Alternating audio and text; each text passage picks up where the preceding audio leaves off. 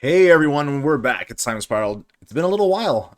League has been a little slow with field testing going on, and I had an incredibly busy weekend. Volleyball league started up again, getting back into shape. It's always a great thing. So yeah, we're jumping into league literally less than an hour before the start of Grand Prix. So we're going to see some interesting things coming out. You might also notice I've changed up the basics. No one's taken me up on the offer to put in your basics, so I picked some of mine. Let's see what we've got going on. We've got Toast that seems to be on a black-red mid-range. I would assume this is the Unburdened range deck that was just being talked about in deck building. Meanwhile, Amethyst seems to be on. I'm assuming this is a strike. Yeah, okay, there it is. It's Strikebreaker. So Strikebreaker is a funny little card. You might recognize it as sort of a Pyromancer adjacent, right? Whenever you cast a non-creature spell, you get a colorless construct.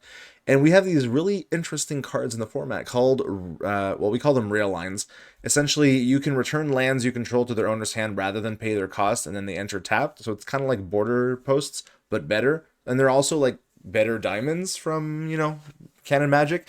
All that to say, they're really good, and they count as non-creature spells for the purposes of Union Rail Strikebreaker. So comboing this card with, the rail lines, cards like Consider, cards like Opt, a lot of instant speed I'm seeing here, Imperial Achievement as well, a lot of card draw. I'm seeing Oracle's Disciple, which is a natural pairing with Union Rail Strikebreaker. It makes your creatures get bigger, so you combine the two of them, and your opponent's going to get swamped pretty fast. Over on Toast side, though, we've dropped a Profane Emissary, so if next turn we pick up a Polyp Pools, it's going to be a 4/4 lifelink, which will be blockable, considering the fact that we've got three constructs already and a Union Rail Strikebreaker. But there's also another one here, so Valerie Kripak here is also pretty good. Can create some soldiers, can do a lot. Let's just briefly check the hands. I know I did up Amethyst deck, but let's just check down here. So there's a second Profane Emissary. Just make our cards a little bigger. Unburdened Rage is, again, the big one. Its target opponent sacks half the permanents they control rounded down. Won't be necessarily as good in a deck that's spamming a million tokens. You can just sack a lot of tokens. Valerie is a fantastic Planeswalker. I'll let you pause if you want to read her kit. Retire is just great removal, and Expose is just great hand attack. So it looks like we did not use the tutor mode for a Polyp Pools.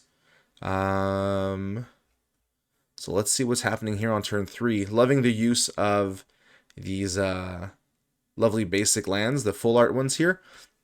They come from one of my favorite board games called Parks and Trails. I had the opportunity to make a pretty big secret lair using the art from it, and they just pop so well in these frames. Yeah. Meanwhile, I mean, the Dominaria lands are just really pretty. So anyway, we shouted blue, so Amethyst is dang because we can just grab Oracle here, which really kind of obviously Amethyst is still in this. There's like tons of card draw here.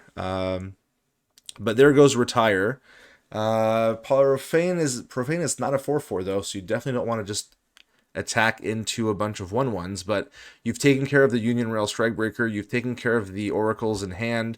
We've drawn a land here in Eminent Palace. It's nice to see that there's white. So I'm wondering, what are we playing in white that we're using? Could be something like Centered Acolyte. I doubt it. I'd have to see. So we're opting here. Gonna draw some cards.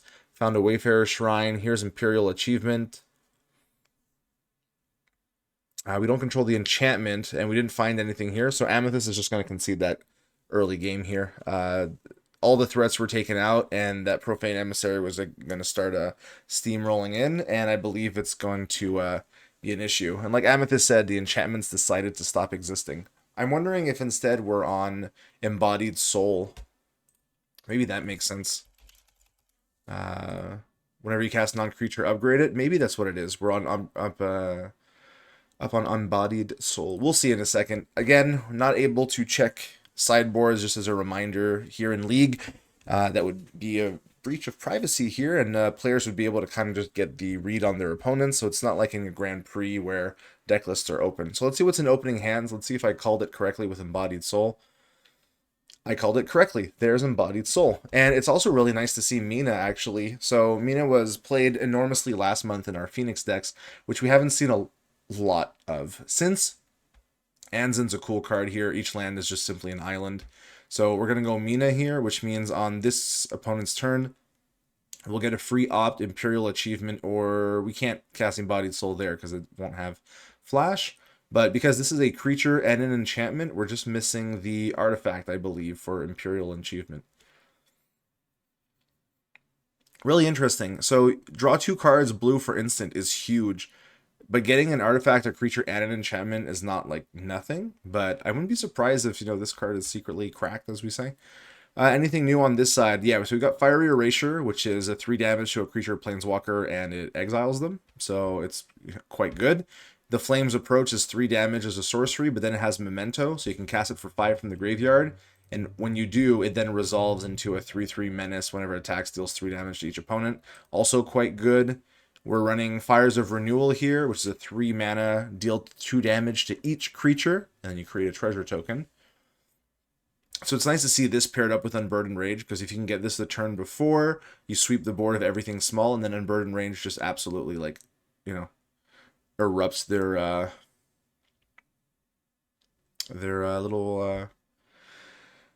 board, their lands. All right, there's Opt coming in free off of Mina.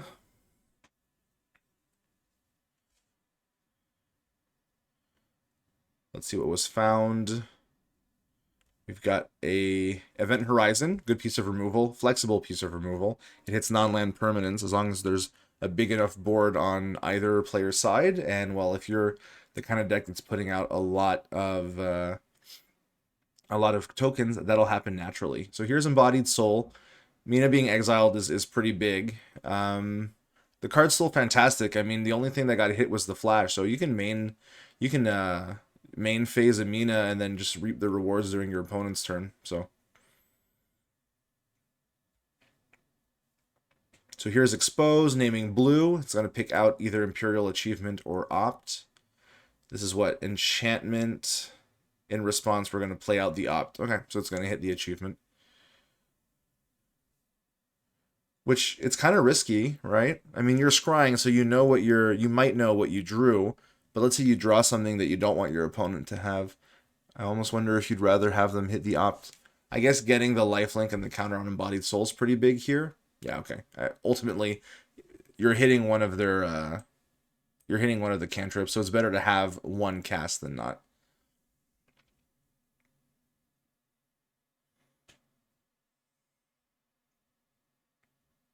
Let's see, Imperial Achievement or Consider. Considering you look at the hand, I know it's funny. You don't see any creatures, though this can turn into a creature, right? So you're just missing the artifact.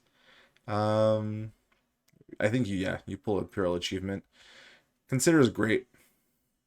Here it is again. So that's the second non-creature. This is going to gain, I would imagine, after lifelink, the next most important one is probably... Oh, well, too bad. We missed it. Oh, well.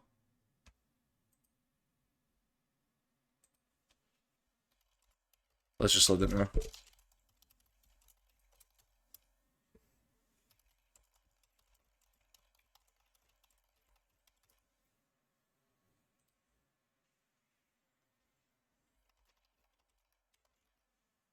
Yeah, you got to resolve that before you draw, because your choice could matter based on what you draw. Your opponents are gonna call judge on you if that's what if that happens. All right, here's another Consider. Yeah, okay, here we go. Yeah, coming in from End of Voldency, we now have Opt and Consider in the format. Nice to have them all. I don't believe we had Consider before. Just might as well check real quick while we're all here. Yep. We have lots of Reconsiders, but we've only got the one Consider. So yeah, you can pay white to turn this into a 3/3 lifelink Vigilance First Strike. No flying yet. So the issue is, obviously, this is sorcery speed, so we're not going to be able to hit Embodied Soul. Social Graces is nice to see. So it's a 2 mana, you peek at your opponent's hand, you draw a card, but it's got Bleed 0. Bleed is you may cast a spell for its bleed cost if an opponent has lost life this turn. So there's been Storm builds and other decks ever since this card came out, at the very, very beginning. very beginning of MSEM, and it's just a great card. All right, we're finding lands. Profane Emissary is always nice. I believe that Toast knows about the event horizon in hand, so it could always go exposed to hit the event horizon. Oh, okay. Well, we're running out Profane. Just be careful not to give a target for event horizon here, because it is non-land permanence. We have red. Yeah, we lost life, so opponent gets to cast Social Graces for free, which is, why it's so good.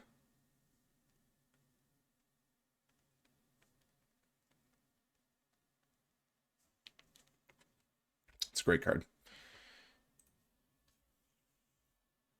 All right, so yeah, Embodied Soul being a flying first strike vigilance lifelink 4/4, you still have to pay the white every turn, so you don't always have the creature. Here's Oracle's Disciple. Not horrible, but doesn't have the board presence from Union Rail Strikebreaker right now to really make a huge impact. And also you gotta activate first to then start getting +1/+1, I believe. So.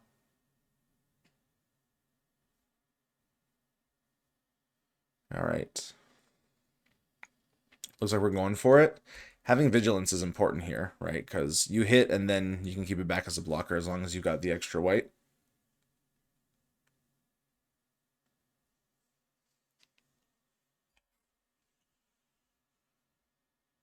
All right, taking some hits, gaining some life. Amethyst is in the lead here. And what did we? I was from the Shardstone Rift. Okay. At first I was like, well, these aren't Bane lands. All right, we took it from the fetch land, which is right here. So let's see. We're at 3 lands. We don't quite have a 4th. Flames Approach being sorcery is kind of an issue, and now, we're not at 4. So it looks like we're going to pay 3 life. We're going to go fetch out Numo Wang, which is fine because it forces them to sack a non-token creature, enchantment, or planeswalker. Which, yeah. Since it's an enter the battlefield, even if you event Horizon, well, actually, you won't have the targets. You can event Horizon the Profane Emissary, though, because there will be 2 permanents on the field. On Toast side.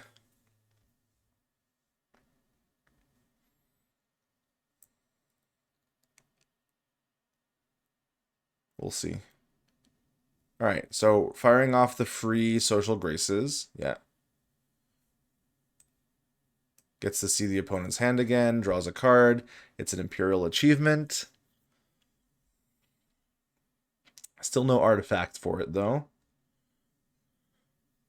Anyway, of course, this is going to be sacrificing. I'm assuming that...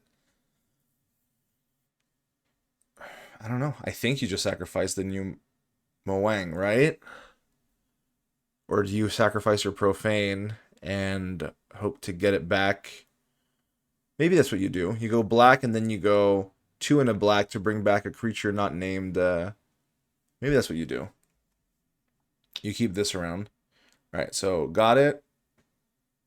So I think we're going to go with the sacrifice mode. I mean, that's the reason we tutored it, I would imagine. Okay, trigger.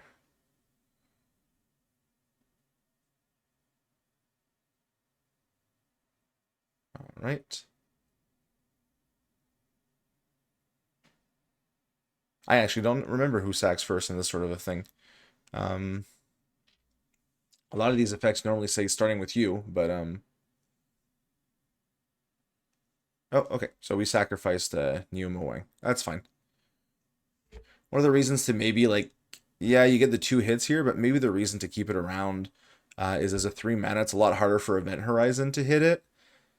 If you get your 4th land already next turn, you could go each player discards and then. But I mean, it's also not incorrectly Profane Emissary lying around. It's going to become a 4/4 lifelink next turn if we fetch a Pollitt Pools, which I have to assume is in the deck. Okay, we're cracking a Wayfarer Shrine here.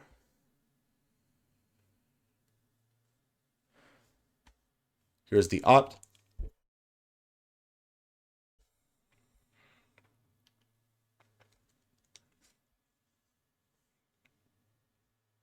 Okay, Oracle's coming out.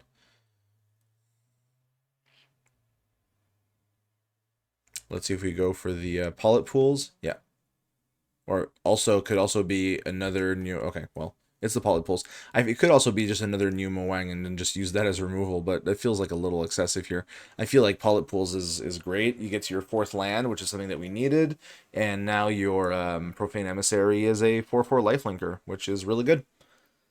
You do not want to drop a second non-land permanent because you know the event horizon's in the hand. So what you can do is just go expose and say white before you do anything else, just to eat the event horizon, and then after that you're free to run out for 3 mana Valerie Kripak, right? And then you can add red. You won't be able to do anything that turn though, but okay, there's the expose for white. There eats the event horizon, so a lot less scary here for Profane Emissary. Swing in for 4. I imagine you let that damage through here. You don't just jump for 4 damage. Life totals are balancing out a little bit. One issue is you maybe don't want to run Valerie out dry. Maybe you want to just fire off Flame's Approach here so that if you draw your 5th land next turn, you can fire it off for this memento cost. Maybe that's correct, and you use Flame's Approach on your opponent's creature. I mean, at one point, they got nothing, right? I feel like Valerie here would go up to 4. Okay.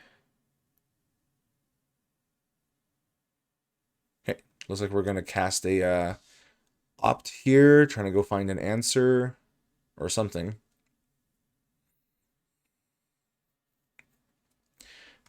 Won't have the mana to get back anything off the -2 this turn. It's until the end of your next turn, though, so you could always -2 Valerie, and then, but obviously then the Oracles. Okay, well, it was enough. Amethyst is like, hey, I'm not finding this stuff, and once again, I'm going to get steamrolled, so.